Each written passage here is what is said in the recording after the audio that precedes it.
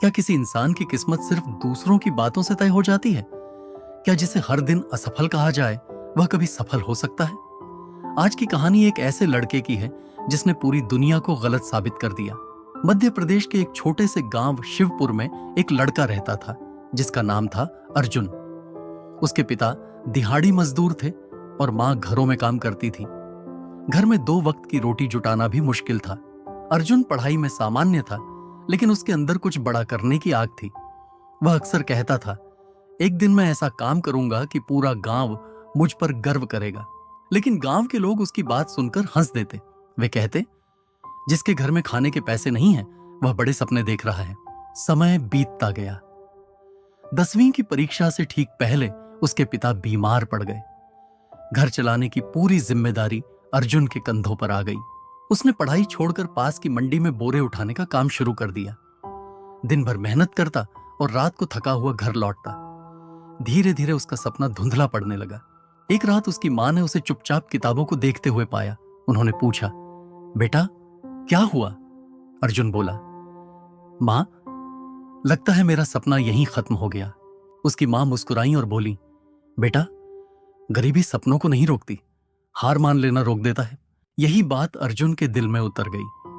अगले दिन उसने फैसला किया कि वह काम भी करेगा और पढ़ाई भी। सुबह 4 बजे उठता, अखबार बांटता, दिन में मंडी में मजदूरी करता और रात को सरकारी लाइब्रेरी में बैठकर पढ़ाई करता। कई बार भूखा सोना पड़ता, कई बार नींद से आंखें बंद हो जाती, लेकिन उसने एक भी दिन पढ़ाई नहीं छोड़ी। 1 साल बाद 12वीं का परिणाम आया। पूरा जिला हैरान रह गया। अर्जुन ने शानदार अंक हासिल किए थे। उसे सरकारी छात्रवृत्ति मिल गई। अब उसका सपना फिर से जिंदा हो चुका था। वह शहर चला गया। नई जगह, नए लोग, नई चुनौतियां। कई बार उसके पास बस का किराया भी नहीं होता था।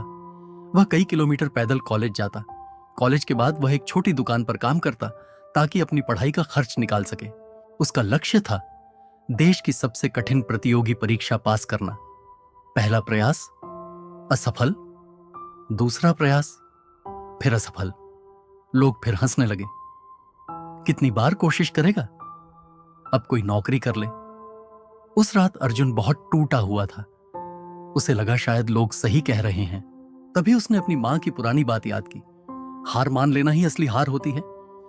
अगले ही दिन उसने अपनी पूरी तैयारी नई तरीके से शुरू की। कमजोर विषयों पर काम किया, हर गलती लिखी, हर दिन खुद को बेहतर बनाया। पूरा 1 साल गुजर गया।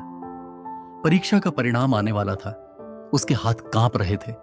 उसने वेबसाइट खोली। कुछ सेकंड के लिए स्क्रीन पर कुछ नहीं दिखा। फिर अचानक उसका नाम सामने था। उसकी आंखों से आंसू बहने लगे। वह परीक्षा में सफल हो चुका था।